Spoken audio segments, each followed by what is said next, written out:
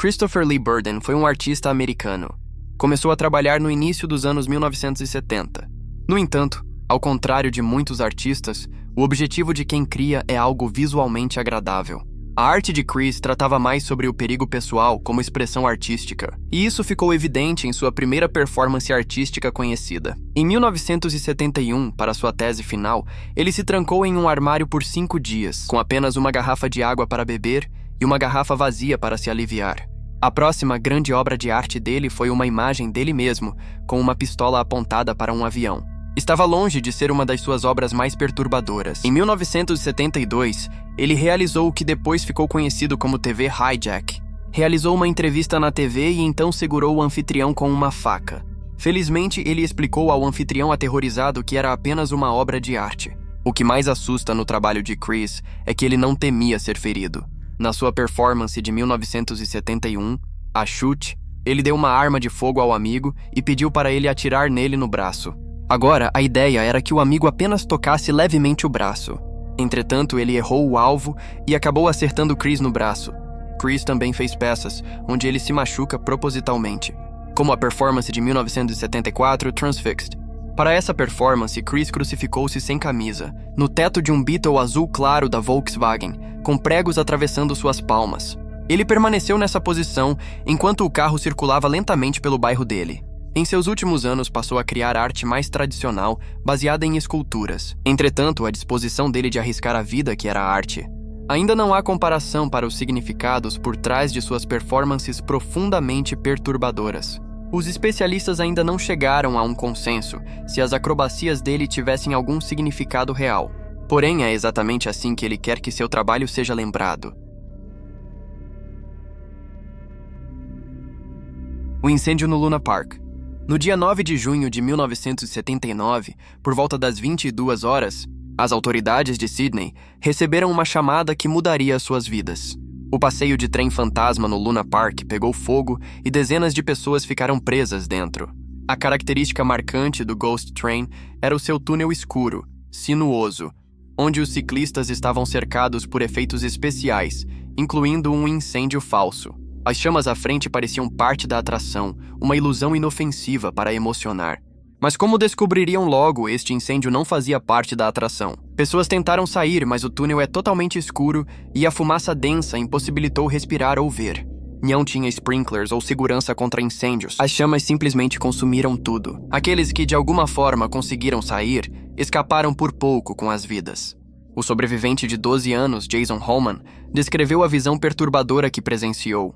Estava esperando, ao lado do trem fantasma, seus amigos que sairiam da montanha-russa. Ele presenciou carros vazios saindo do túnel completamente em chamas. A cena foi ainda mais assustadora para Jenny Godson. Ela veio ao parque com o marido John e 2 filhos, Damien e Craig, em férias de família. Ao final, os meninos de 2 e 4 anos decidiram gastar os ingressos restantes no trem fantasma, enquanto Jenny ia buscar sorvete para a família. Ao voltar, já era tarde, o fogo já havia destruído tudo. Membro não identificado. Em 1995, Oklahoma se tornou o local de um dos atos de terrorismo mais mortais.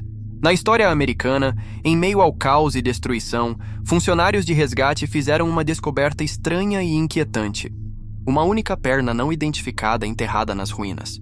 A evidência rapidamente se transformou em um mistério arrepiante que continua a levantar dúvidas mesmo depois. Investigadores pensaram que o caso estava resolvido. Mas para entender sobre essa única perna não identificada, primeiro precisamos entender o que aconteceu naquele dia. Na manhã de 19 de abril, em 1995, às 8h57. Um misterioso baú de cavaleiro, ao lado do Alfred, edifício federal Murrah, em Oklahoma City. O trabalho estava prestes a começar e todos corriam para marcar a entrada no horário. Infelizmente, este dia terminaria em desastre.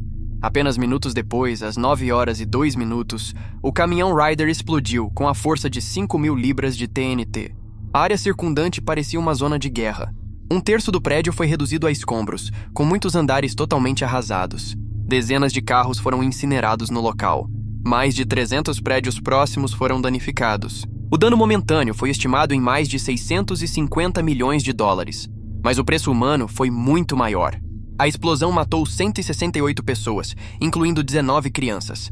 Aproximadamente 700 pessoas também ficaram feridas. Não demorou para o FBI chegar ao local e procurar pistas para encontrar o suspeito. Em 20 de abril, investigadores encontraram o eixo traseiro do caminhão Ryder. A única evidência carregava um número de identificação de veículo. A peça foi levada a uma oficina mecânica em Junction City. Com a ajuda dos funcionários da loja, investigadores criaram este esboço do locatário do caminhão que foi usado no ataque. O próximo passo foi divulgar o cartaz pela cidade. Em 21 de abril, o alívio que precisavam chegou. Um funcionário de hotel local reconheceu o esboço e até lembrou o nome do homem: Timothy James McVeigh, ex-soldado de 27 anos. Entretanto, quando os investigadores começaram a procurar Timothy, eles fizeram uma descoberta chocante. Ele foi preso apenas 90 minutos após o atentado, a cerca de 80 milhas ao norte de Oklahoma City. A polícia parou-o por dirigir sem placa e também encontraram uma arma escondida em Timothy. Isso resultou em sua prisão. A busca minuciosa de seu veículo de fuga também revelou um cartão de visita com uma declaração incriminatória. Escrito na parte de trás: TNT a $5 por bastão, preciso de mais. Seus atos resultaram em radicalização extrema e retórica anti-governo. Grande parte de sua raiva provinha do cerco de Waco, em 1993. Um impasse de 51 dias entre agentes federais. O cerco terminou em um incêndio catastrófico, que matou 86 pessoas, incluindo mulheres e crianças. Timothy estava particularmente irritado com o uso de gás lacrimogênio pelo governo sobre mulheres e crianças. No entanto, apesar de pegar o suspeito e descobrir o motivo do ato, os investigadores queriam identificar possíveis cúmplices ocultos, como organizações terroristas estrangeiras. Eles analisaram várias informações. Descobriram que Timothy usou barris, munições e fertilizante de nitrato como principal fonte da explosão. Eles também descobriram e prenderam seus 2 cúmplices, Michael Fournier e Terry Nichols. Com as prisões, os investigadores acreditam que o caso finalmente foi resolvido. No entanto, durante os esforços de resgate, a polícia encontrou um novo problema. No meio dos escombros, descobriram uma perna esquerda não identificada. Neste ponto, a maioria das vítimas já haviam sido contabilizadas e enterradas. A quem pertencia? As coisas ficaram ainda mais perturbadoras quando identificaram o dono do corpo. Uma das vítimas é Lakeisha Levy, membro da Força Aérea. Entretanto, ao exumar o corpo para colocar a perna no lugar certo, os investigadores ficaram chocados ao ver que Lakeisha já estava enterrada, com 2 pernas esquerda e direita. A investigação mostrou que a perna não identificada era de fato da vítima. Isso, no entanto, levantou uma questão ainda maior. Quem era o dono da perna com a qual Lakeisha foi enterrada? Passaram quase 30 anos desde o incidente e ainda não temos resposta. Uma teoria popular que encontrei dizia que a misteriosa perna pertencia a um segundo cúmplice de Timothy e foi acidentalmente atingido pela explosão. Esta seria uma teoria válida, se não fosse pelo fato de que os investigadores não encontraram evidências sólidas indicando um segundo suspeito. O mistério desencadeou conspirações loucas. Há um grupo de pessoas que acredita que o atentado foi ministrado pelo governo para destruir documentos de investigação. De acordo com essa teoria, a perna misteriosa era do segundo cúmplice que trabalhava para o governo, e a razão pela qual ainda não foi identificada ainda depois de todos esses anos. Mas pelo que vi, esta teoria é um pouco demais para ser verdadeira. Pense assim: se as pessoas no poder queriam se livrar de alguns documentos, eles tinham 1 milhão de outras maneiras mais adequadas para atingir esse objetivo. A explicação mais provável para essa perna misteriosa é que ela pertenceu a um indivíduo desdentado e sem teto que estava perto do prédio no momento do incidente. Um usuário do Reddit também apoiou essa teoria.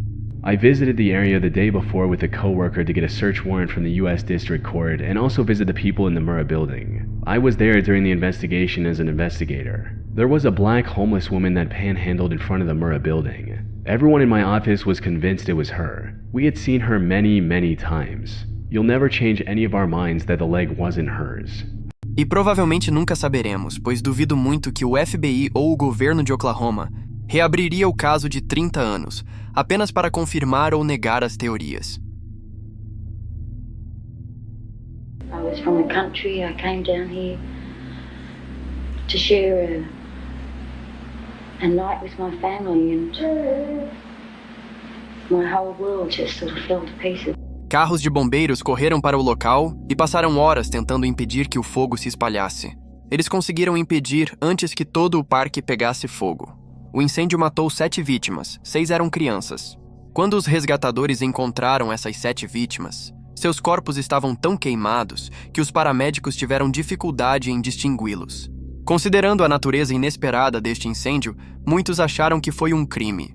No entanto, o detetive-chefe Doug Knight rapidamente desacreditou qualquer especulação e alegou que era nada mais que um infeliz acidente. Agora, estamos convencidos de que o incêndio foi causado por uma falha elétrica. Agora, já vi muitas teorias paranormais que tentam explicar o incêndio. Por exemplo, alguns acreditam que, como o passeio era temático de fantasmas, isso resultou em fantasmas reais se reunindo lá, causando um incêndio. Uma das vítimas, Damien Godson, tirou essa foto com um Calman no início do dia, desencadeando a especulação de que este misterioso homem mascarado foi quem causou o incêndio. Na verdade, ele provavelmente era apenas um mascote. A verdadeira causa da tragédia do Luna Park é muito mais assustadora do que qualquer fantasma ou Calman estranho. É a ganância humana. Mesmo com provas absolutas de que foi um acidente, o fato era muito incomum e extremamente suspeito. No entanto, a polícia manteve a afirmação que o incêndio foi causado por uma falha elétrica. 8 anos depois, em 1987, a Autoridade Nacional de Crime da Austrália reabriria a investigação. Descobriram que as investigações anteriores foram ineficazes e inadequadas. No entanto, apesar dessa revelação, o caso do Luna Park continuaria um mistério por mais 34 anos.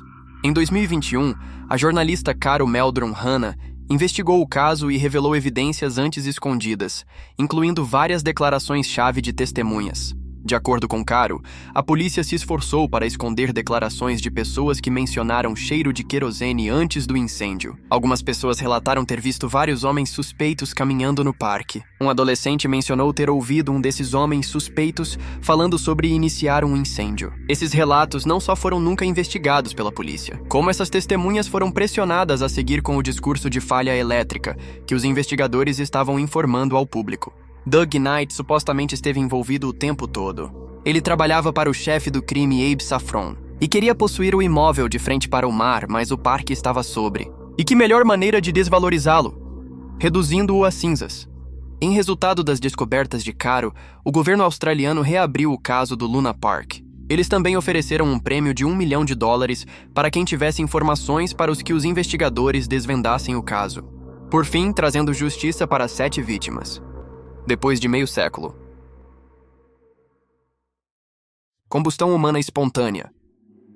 Por volta das 8 horas do dia 2 de julho de 1951, Pansy Carpenter recebeu um telegrama. Estava endereçado a um de seus inquilinos, uma mulher de 67 anos, Mary Hardy Reeser. Ela foi ao apartamento de Reeser entregar o telegrama, porém, mesmo chamando-a várias vezes, Pansy não recebeu resposta. Ela tentou abrir a porta, mas a maçaneta do apartamento de Reeser estava incrivelmente quente ao toque. Incerto sobre o que fazer a seguir, Pansy chamou a polícia ao chegar ao local. Os policiais abriram a porta à força, no entanto, o que viram atrás daquela porta os assombraria pelo resto de suas vidas. Reeser havia desaparecido, deixando apenas um amontoado de cinzas espalhadas pelo chão.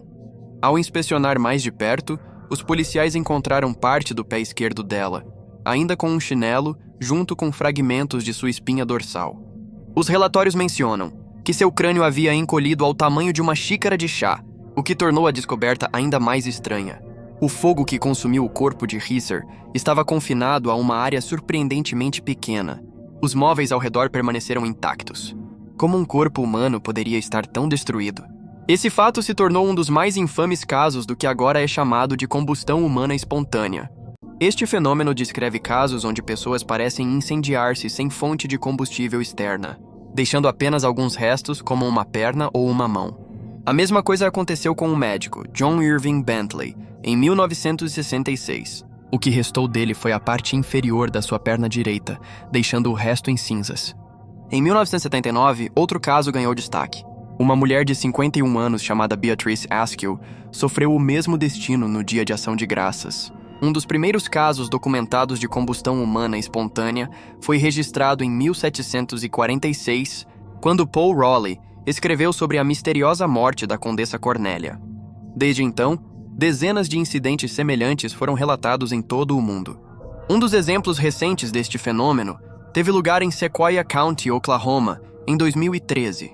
The cause of this house fire is still undetermined, where they found a man dead inside his home, but the sheriff says he isn't ruling out spontaneous human combustion as one of those causes. Fire investigators who have years of experience say they've never heard or seen anything like this before. I really would like to see the coroner's report on this one after it goes to the state crime.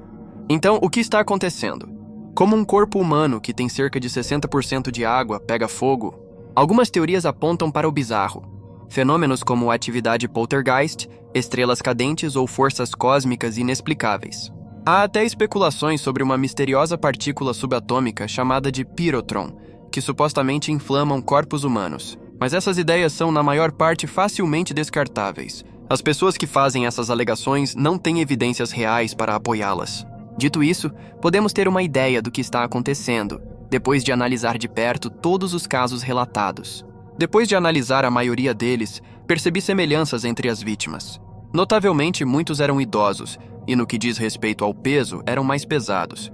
Tiveram problemas de consumo de álcool ou tabaco, e uma possível fonte de fogo estava próxima, como uma lareira ou fogão em chamas. Os pesquisadores observaram essas semelhanças e propuseram a teoria do efeito Wick. Para entender essa teoria, pense como uma vela funciona. Quando acendemos a vela, a chama usa a cera ao redor como combustível para queimar por muito tempo. Então, de acordo com a teoria do efeito Wick, algo assim deve ter acontecido. O fogo provavelmente começou de uma fonte externa, como um cigarro aceso ou faísca de lareira. A pessoa estava bêbada ou tonta. Seu corpo estava tão fraco que não conseguiu apagar o fogo de imediato antes que as roupas queimassem. A gordura armazenada em seus corpos começou a agir como a cera de uma vela, fazendo-os queimar até que não restasse nada. Infelizmente, experimentos realizados para provar essa teoria não foram muito bem sucedidos.